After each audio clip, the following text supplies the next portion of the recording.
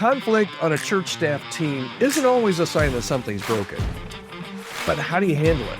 That tells the real story. And today on the Healthy Church Staff Podcast, we're going to walk through a practical playbook for navigating staff conflict without making it worse. Whether you're a lead pastor, an executive pastor, or in the middle of the mess, hopefully this will help guide you through to be able to lead with clarity and courage. Hi there, my name is Todd Rhoades. I'm one of the co-founders over at chemistrystaffing.com and also your host right here on the Healthy Church Staff Podcast every Monday through Friday. That tension between two staff members, it's not just awkward, it can be contagious. Because a lot of times conflict doesn't stay contained. It leaks into team morale, into church culture, and it can even leak into the Sunday experience. So today, we're going to talk about what I call a staff conflict playbook. Of course, we're only going to be able to talk a few minutes about this, so it's just going to be the 30,000-foot level. But stay with me, and hopefully you'll walk away at the end of the podcast with a 4-step framework to help lead your team through conflict without messing everything up worse or losing momentum, okay? So here is where we're going to start. And this is the first part of the playbook, okay? Normalize that conflict happens, okay? Conflict happens. Staff conflict isn't a crisis, it's a guarantee. If you have a passionate and gifted and opinionated people, sooner or later, it's not if, it's when, sooner or later, there will be some friction. There just will be. What matters most is how you respond. So when you sense that there's some conflict, some tension, some unease, ask yourself some questions like, are we avoiding conflict altogether? Are we escalating conflict unnecessarily?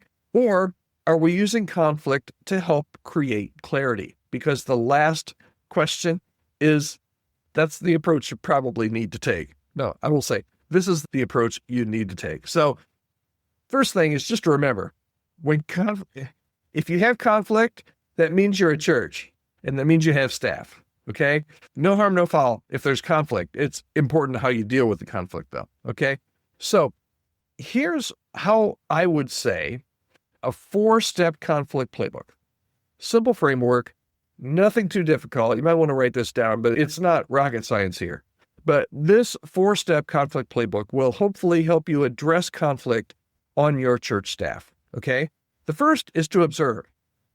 Observe. Watch for patterns. Is this a recurring situation or is it just a one-off type of a thing? Don't wait until it's toxic.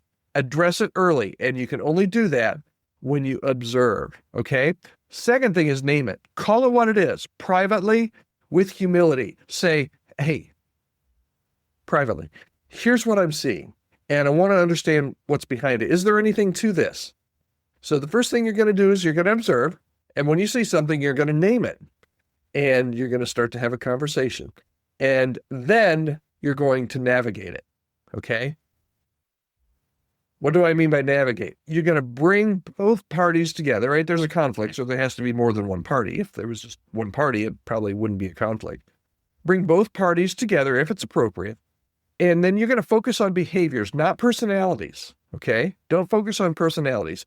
The goal of navigating is to seek to restore trust, not just solve the problem, but you do want to solve the problem, but you also want to restore the trust, that the breakage of trust. That's why there's conflict, right? Conflict usually always involves some kind of break in trust. So you want to solve the problem, but you also want to concentrate on restoring the trust between these two parties so that they can work together very well in the future. So again, first thing you're going to do is you're going to observe. Second step, you're going to name it. Third step, you're going to navigate it. And the fourth step is you're going to coach it. Okay? You're going to coach it. Provide tools for future moments. Maybe some communication guides, some expectations, but you don't want to just resolve it. You want to develop your people as they go through it. Okay? Because here's why. Here's why I say that. The win isn't avoidance, it's alignment, okay? Conflict can actually build trust when handled well. Let me repeat that because that's an important point. Conflict, when there's conflict, we always think sometimes conflict gets a bad rap, but there's good that can come out of conflict. Conflict can actually build trust when it's handled well. You can have more trust after a conflict than what you had before the conflict if you handle it well. And some of the best breakthroughs in church staffs and church teams have actually come after the hardest conversations, maybe birthed out of some conflict. Okay. Healthy church staff teams aren't the ones that never fight. They're the ones that learn to fight for each other, not against each other. Okay, so here's the bottom line, my final thought for today. Your staff conflict probably isn't the problem. It's a problem, but it's not the problem. Avoiding your church staff conflict, that is the biggest problem. All right, I would love to hear from you, podcast@chemistrystaffing.com. You can send me an email. Tell me, what's one way that you've seen conflict handled well on a team?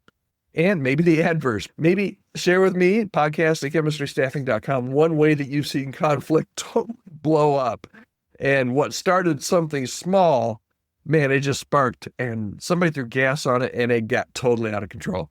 I find these stories fascinating. Would love to hear your story. And if there's any way that I can help your church ever, reach out to me, podcast@chemistrystaffing.com. Hey, while I've got you here, while you're listening or watching, I would love for you to take part in our 2025 Church Staff Health Assessment. It's absolutely free. We ask you 50 questions. At the end of it, you get a report that tells you how you rate across 7 different key areas of church health.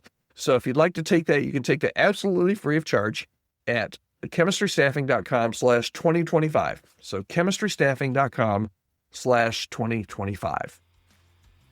Thanks so much. I'm here every day on the Healthy Church Staff Podcast. Hope you'll join me every Monday through Friday. If you haven't subscribed, go ahead and hit subscribe, or if you're watching or listening, and that way it'll help the algorithms to tell more people about the podcast, but it'll also help you to know when a new podcast is uploaded. All right, thanks so much. Have a great day.